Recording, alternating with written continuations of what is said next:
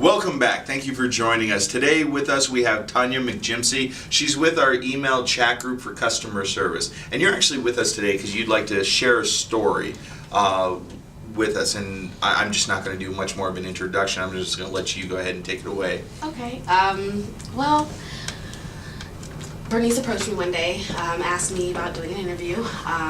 Recently, both of my sons were hit by a vehicle while crossing the street. I almost lost them both at the same time. It's been a rough couple of months trying to get through it, coming to work, trying to take care of home. People are like, how do you do it? How do you keep pushing and keep going? I mean, the fact that my kids are still here helps for one, but to come to a place where I have family, I guess, outside of my family, has helped me to maintain, I guess, strength. You want to say strength, maybe? Per se? Well, and we've said before and everything, that a lot of people have said that sometimes having that work is making that family connections outside your normal family. Now, you did tell me earlier that one of your coworkers did offer, like, to take you somewhere, or when you first heard about this? You mean as far as the accident? Yes. Yes, the night that I got the phone call from their father, because they were actually in California visiting their dad, I didn't have a way out there, and Emmanuel, who works with us in the chat department, who had an interview, matter of fact, the next morning, early in the morning, was like, I'll take you. So he took me and my daughter and my wife and dropped us off in California. I wasn't really expecting to see what I seen when I got there. They had both of them in separate hospitals. My younger one was injured the most. When I did get there, he was in surgery for 6 hours, almost lost his arm, pretty banged up. All his ribs were broke, suffered a lot of internal injuries. So when he did finally come out and I seen him, it was shocking for me to see a child on life support, and you know, because I've lost a child before, so to have it happen again, it was really scary. I didn't know what to think. I wanted to die myself. Like, at that point, like, maybe we can trade places. Like, I don't think any parent wants to see their kid look like that. Yeah, it's definitely not. It's scary, so we spent 2 weeks there, which actually I have to say he did really good with the recovery. The doctors originally told me that he would be in there about a month and a half to 2 months.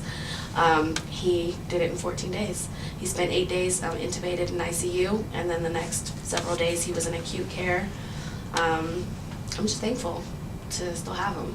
And then coming home, it was nice. While I was out California, I had UPS supporters, coworkers come from here to there to bring them balloons and teddy bears, and I got a bunch of cards from everybody here that signed it, and it was just very inspirational for me, because it let me know I really wasn't by myself.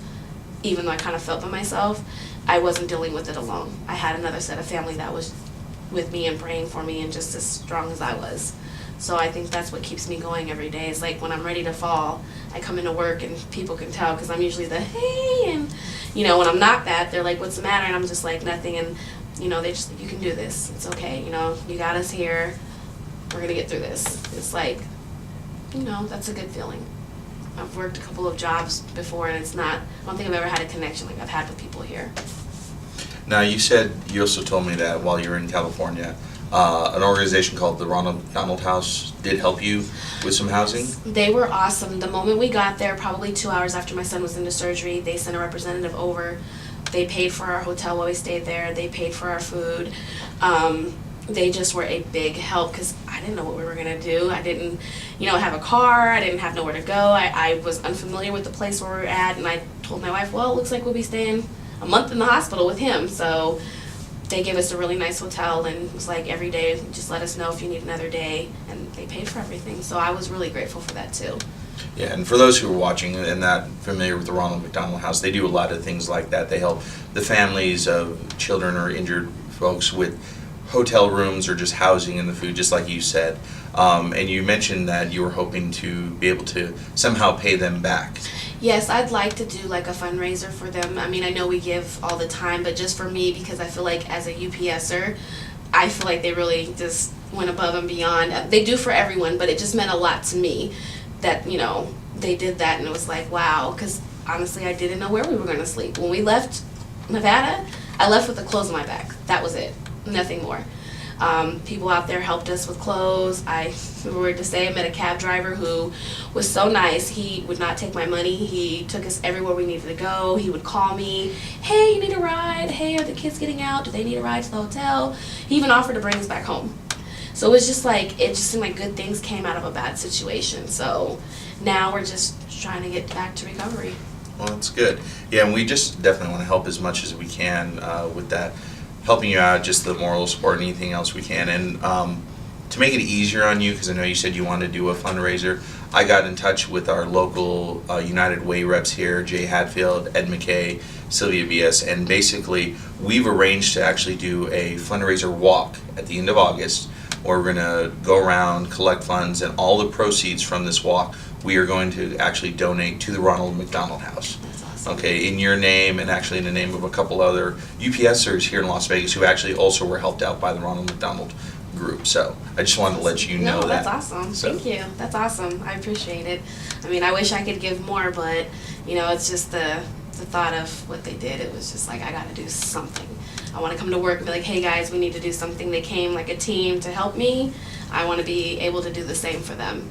Yeah, and we're going to do our best to come together as a team and help you help them as well on that aspect. That's cool. Well, I definitely want to thank you for joining us. You're Thank you welcome. for sharing that story with us. I know it might have been easy. I had tissues ready just in case, but it looks like neither of us Yeah, needed tissues. I was doing getting there, but luckily neither of us did that. No, I'm trying not to. I mean, when I do have moments where I'll sit there and more tears come. It's just gratitude. People, it made me realize the small things in life that people take for granted. It makes me look at things just different. I'm different now. I'm not the same person I was inside. It was a change for me. Yeah, we all have to take it every day at a time. You never know when something precious might be taken from you. So, Exactly.